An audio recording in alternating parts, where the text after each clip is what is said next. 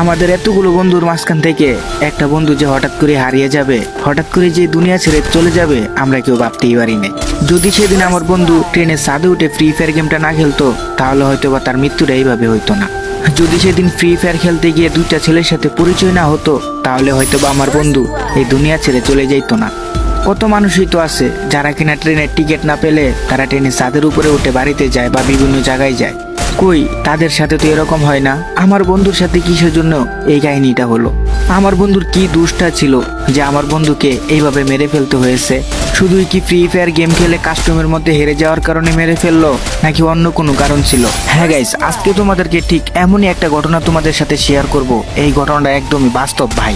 আমি ভাবলাম আমার বন্ধুর সাথে যে ঘটনাটা ঘটছিল ওইটাও গাইস তোমাদের সাথে আমি শেয়ার করে দিই। কারণ ভাই তোমরা আমাকে অনেকেই কমেন্ট বক্সে বলছিলে যে ভাই এরকম ঘটনা আরো চাই, কিন্তু আমি কোনো কন্টেন্টই পাচ্ছিলাম না বা কোনো ঘটনাই খুঁজে পাচ্ছিলাম না। তো হঠাৎ করেই মনে পড়ে আমার সেই বন্ধুর সাথে দুর্ঘটনাটা, যেটা ভাবছি তোমাদের সাথে শেয়ার করে দিই। গাইজ, আজকে তোমাদের সাথে যে ঘটনাটা শেয়ার করব সেটা কিন্তু তোমরা শোনার পরে কিছুক্ষণের জন্য তোমরা হতভম্ব হয়ে নিস্তব্ধ হয়ে যাইবা।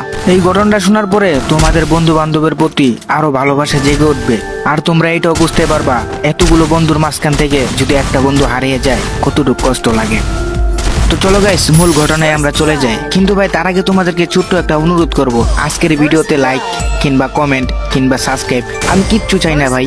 আমি শুধু তোমাদের কাছ থেকে একটা জিনিসই অনুরোধ করে চাইতেছি, আমার ভিডিওটা একটু শুইনো, ঘটনাটা একটু শুইনো, তাহলে অনেক কিছু বুঝতে পারবা।